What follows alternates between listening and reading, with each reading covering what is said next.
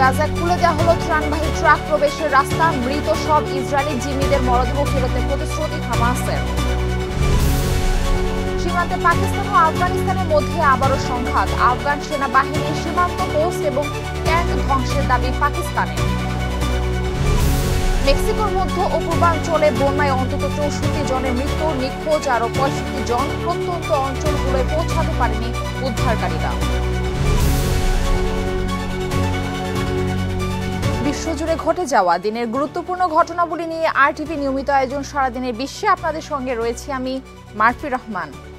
Hamas সব মৃত Israeli জিম্মিদের মরদেহ ফেরতের প্রতিশ্রুতি দেওয়ায় গাজায় ত্রাণ সামগ্রী প্রবেশ সীমিত রাখার সিদ্ধান্ত বাতিল করেছে ইসরায়েলের মন্ত্রিসভা।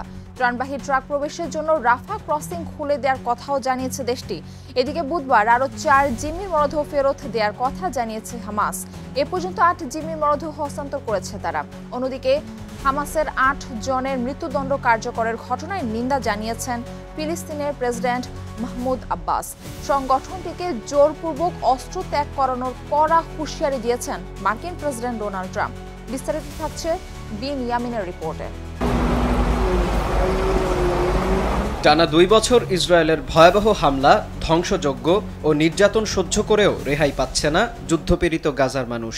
হামলা থামাতে বাধ্য হয়ে গাজা এখন খাদ্য সংকট তৈরি করছে দেশটি। চুক্তি অনুযায়ী প্রতিদিন প্রায় ৬০০ ত্রাণবাহী ট্রাক প্রবেশের কথা থাকলেও মঙ্গলবার ইসরায়েল জাতিসংঘকে জানায় এর বদলে গাজায় মাত্র ৩০০ ট্রাক ত্রাণই ঢুকতে দেবে IDF সেনারা। কারণ ২৮ জিম্মির মরদেহ ফেরত দেওয়ার কথা থাকলেও তা পূরণ করেনি হামাস। অন্যদিকে ইসরায়েলি প্রতিবন্ধকতায় উদ্ধার সরঞ্জাম ঢুকতে না পারায় জিম্মিদের লাশ খুঁজতে বেগ পেতে হচ্ছে বলে জানায় সংগঠনটি। তবে বুধবার আরও ৪ জিম্মির মরদেহ ফেরত দেওয়ার ঘোষণায় সিদ্ধান্ত বদলেছে তেল আবিব। গাজায় ত্রাণ প্রবেশে বাধা না দেওয়ার সিদ্ধান্তের কথা জানিয়েছে দেশটির গণমাধ্যম। সেই সঙ্গে ত্রাণবাহী ট্রাক প্রবেশের জন্য নিজেদের নিয়ন্ত্রণে রাখা রাফা ক্রসিংও খুলে দেবে ইসরায়েলি সেনারা। জীবিত সব জিম্মি মুক্তির পর এ পর্যন্ত ৮ জিম্মির মরদেহ ফেরত দিয়েছে হামাস।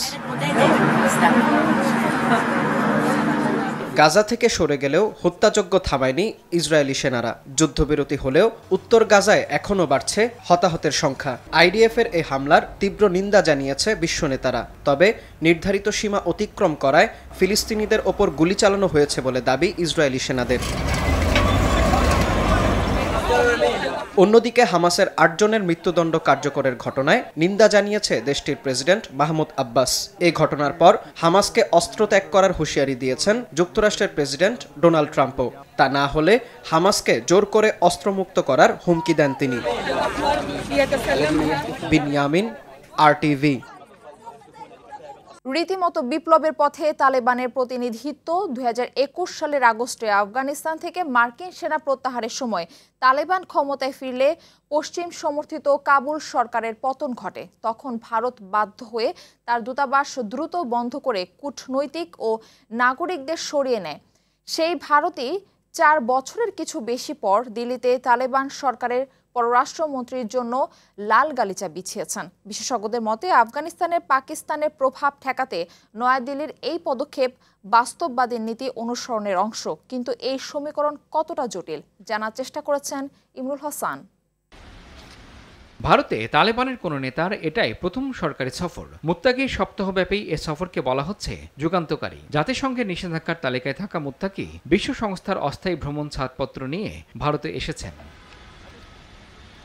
আন্তর্জাতিক সম্পর্ক বিশ্লেষকেরা বলছেন আফগানিস্তানে পাকিস্তানের প্রভাব ঠেকাতেই নয়াদিল্লির এ পদক্ষেপ বাস্তববাদী নীতি অনুসরণের অংশ। কারণ পাকিস্তানের সঙ্গে আফগানিস্তানের সম্পর্ক সাম্প্রতিক বছরগুলোতে সীমান্তে হামলা পাল্টা হামলায় ক্রমেই খারাপ হচ্ছে। তবে কিছু বিশ্লেষকের মতে তালেবান নেতৃত্বকে আতিথ্য জানিয়ে ভারত আসলে তালেবান সরকারকে বৈধতা ও কার্যত স্বীকৃতি দিচ্ছে। যদিও তালেবান সরকার নিজেই বৈশ্বিক পরিমণ্ডলে কূটনৈতিক স্বীকৃতি পেতে এখনও সংগ্রাম করে চলেছে। আন্তর্জাতিক গণমাধ্যমগুলো বলছে, তালেবানের পররাষ্ট্রমন্ত্রী আমির খান মুত্তাকি আফগান বাণিজ্য ও পররাষ্ট্র মন্ত্রণালয়ের কর্মকর্তাদের নিয়ে ভারতে এসেছেন কূটনৈতিক, বাণিজ্যিক ও অর্থনৈতিক সম্পর্ক নিয়ে আলোচনা করতে। গেল শুক্রবার মুত্তাকি ভারতের পররাষ্ট্রমন্ত্রী এস জয়শঙ্করের সঙ্গে বৈঠক করেন। পরে নয়াদিল্লি ঘোষণা দেয় তারা কাবুলে নিজেদের দূতাবাস আবার খুলবে। আমাদের মধ্যে ঘনিষ্ঠ সহযোগিতা আফগানিস্তানের জাতীয় উন্নয়ন ও আঞ্চলিক স্থিতিশীলতা জোরদারে সহায়তা করবে। ভারত আফগানিস্তানের সার্বভৌমত্ব, ভৌগোলিক অখণ্ডতা ও স্বাধীনতার প্রতি পূর্ণ প্রতিশ্রুতিবদ্ধ। আর তালেবানের পররাষ্ট্রমন্ত্রী মুত্তাকি ভারতকে ঘনিষ্ঠ বন্ধু হিসেবে আখ্যা দিয়েছেন। এক যৌথ বিবৃতিতে নয়াদিল্লি ও তালেবান জানায় তারা ঘনিষ্ঠ যোগাযোগ বজায় রাখবে ও নিয়মিত আলোচনায় থাকবে। এরই মধ্যে আফগান নেতৃত্ব ভারতীয় প্রতিষ্ঠানগুলোকে আফগানিস্তানের খনি শিল্পে বিনিয়োগের আহ্বান জানিয়েছে। এতে দুই দেশের বাণিজ্য ও অর্থনৈতিক সম্পর্ক আরও জোরদার হবে বলে বিবৃতিতে বলা হয়। এদিকে এক প্রতিক্রিয়ায় ভারত জানিয়েছে তারা আফগানিস্তানে মানবিক সহায়তা ও উন্নয়ন প্রকল্পে নিজেদের ভূমিকা আরও বাড়াবে। এছাড়া মোদী সরকার মুত্তাকির উত্তরপ্রদেশ সফরও সহজ করে দিয়েছে। সেখানে দক্ষিণ এশিয়ার প্রভাবশালী ইসলামী শিক্ষা প্রতিষ্ঠান দারুল উলুম দেওবন্দ অবস্থিত।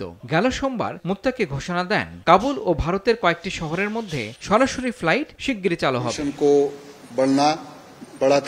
তবে তালেবান নিয়ে আগাগোড়ায় সতর্ক করেছেন বিভিন্ন থিঙ্ক ট্যাঙ্ক।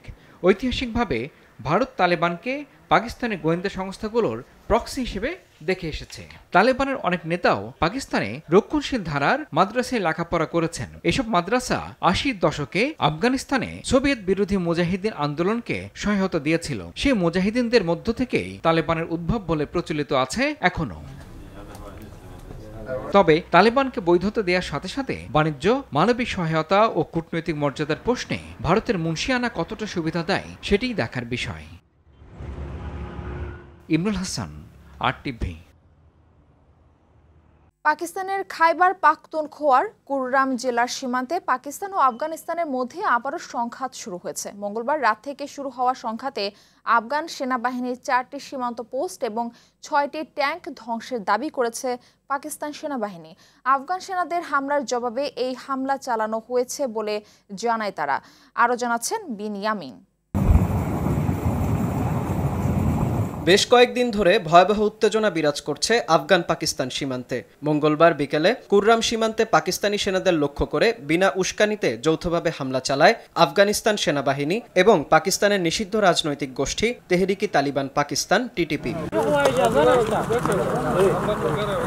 স্থানীয় সংবাদ মাধ্যম জিও নিউজ জানায় হামলার জবাবে পাল্টা হামলা চালায় পাকিস্তানের সেনাবাহিনী। এ সময় আফগানিস্তান সেনাবাহিনীর একটি সীমান্ত পোস্ট এবং একটি ট্যাঙ্ক ধ্বংস করা হয়। এতে TTPর এক জ্যেষ্ঠ কমান্ডারও নিহত হয়েছে বলে দাবি পাকিস্তানের।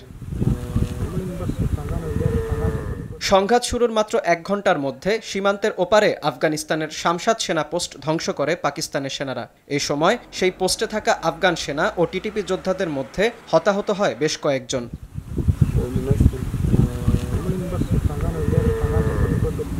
শামশাদ পোস্ট ধ্বংস করার পর একই প্রদেশের অপর সেনা পোস্ট নার্কসার ধ্বংস করে পাকিস্তান। এই পোস্টটিতে ট্যাঙ্ক মোতায়েন করেছিল আফগান সেনারা। নার্কসাক পোস্টে অন্তত 4টি ট্যাঙ্ক ধ্বংসের দাবি করেছে ইসলামাবাদ।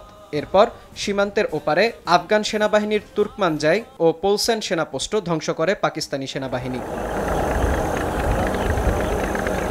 এর আগে চলতি মাসের 11 তারিখে পাকিস্তানে আঙ্গুর আড্ডা, বাজাউর, কুররাম, দীর, চিত্রাল ও বারামচার সহ আরও কয়েকটি এলাকায় হামলা চালায় আফগান সেনাবাহিনী। তাদের হামলার পরপরই পাল্টা জবাব দেওয়া শুরু করে পাকিস্তান। সেই সংঘাতে 2 শতাধিক আফগান সেনা এবং 23 পাকিস্তানি সেনা নিহত হয়েছে বলে দাবি করে পাক সেনাবাহিনীর আন্তঃবাহিনী সংযোগ দপ্তর ISPR। বিনিয়ামিন, RTV। মেক্সিকোর মধ্য ও পূর্বাঞ্চলে বন্যায় অন্তত 64 জনের মৃত্যু হয়েছে। নিখোঁজ রয়েছে আরও 65 জন। গেল সপ্তাহে মেক্সিকোর কয়েকটি প্রদেশে ভারী বৃষ্টির কারণে ব্যাপক বন্যা ও ভূমিধসের ঘটনা ঘটে। এতে সেখানকার বহু ঘরবাড়ির সড়ক ও সেতু ভেঙে যায়। এ কারণে প্রত্যন্ত অঞ্চলগুলোয় পৌঁছাতে পারেনি উদ্ধারকারীরা। এমন পরিস্থিতিতে খাবার ও প্রয়োজনীয় জিনিসপত্র পৌঁছানোর জন্য পথ পরিষ্কার করছে স্থানীয় লোকজন। উদ্ধার কাজে সহায়তার জন্য প্রায় 10,000 সেনা সদস্য মোতায়েন করা হয়েছে বলে জানান দেশটির প্রেসিডেন্ট ক্লদিয়া শেনবাউম। নৌকা, উড়োজাহাজ ও হেলিকপ্টার ব্যবহার করে দূরবর্তী মানুষদের কাছে খাবার ও পানি পৌঁছে দিচ্ছে তারা।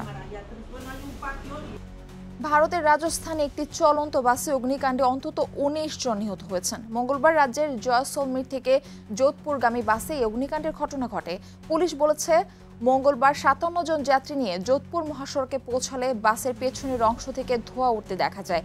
এর কিছুক্ষণের মধ্যেই পুরো বাসে আগুন ছড়িয়ে পড়ে। দ্রুত ঘটনাস্থলে পৌঁছে উদ্ধার তৎপরতা শুরু করে স্থানীয় বাসিন্দারা। এরপর ফায়ার সার্ভিস ও পুলিশ ঘটনাস্থলে পৌঁছে আগুন নিয়ন্ত্রণে আনে। আহতদের উদ্ধারের পর স্থানীয় জওহর হাসপাতালে ভর্তি করা হয়। প্রত্যক্ষদর্শীরা জানান, বাস থেকে নামার সুযোগ না পাওয়ায় মারা গেছেন অনেক যাত্রী। প্রাথমিক তদন্তে শর্ট সার্কিট থেকে বাসে আগুনের সূত্রপাত হয়েছে বলে ধারণা করছে কর্তৃপক্ষ। সমুদ্রপথে পণ্য পরিবহনকারী জাহাজের উপর অতিরিক্ত বন্দর ফি আদায় শুরু করেছে মার্কিন যুক্তরাষ্ট্র ও চীন। খেলনা থেকে শুরু করে অপরিশোধিত জ্বালানি তেল সব ধরনের পণ্যবাহী জাহাজের উপরই এই ফি প্রযোজ্য হবে। এতে বিশ্বের দুই বৃহত্তম অর্থনীতির মধ্যে বাণিজ্য যুদ্ধ নতুন করে তীব্র আকার ধারণ করছে বলে মনে করেন বিশ্লেষকেরা। গেল সপ্তাহে চীন তাদের কেয়ার আর্থ রপ্তানিতে নতুন নিয়ন্ত্রণ আরোপের ঘোষণা দেয়। অন্যদিকে মার্কিন প্রেসিডেন্ট ডোনাল্ড ট্রাম্প চীনা পণ্যের উপর শুল্ক ৩ গুণ পর্যন্ত বাড়ানোর হুমকি দেন। তবে সপ্তাহান্তে উভয় পক্ষেই কিছুটা শান্তভাবে প্রতিক্রিয়া জানায়। দুই দেশের আলোচক দলের মধ্যে যোগাযোগ অব্যাহত আছে এবং সমাধানের পথ খোঁজা হচ্ছে বলে দুই নেতার পক্ষ থেকে জানানো হয়। আর এরই সাথে শেষ করছি সারাদিনের বিশ্ব। RTV সাথে সংযুক্ত থাকুন, মতামত জানান RTV সামাজিক যোগাযোগ মাধ্যমগুলোতে।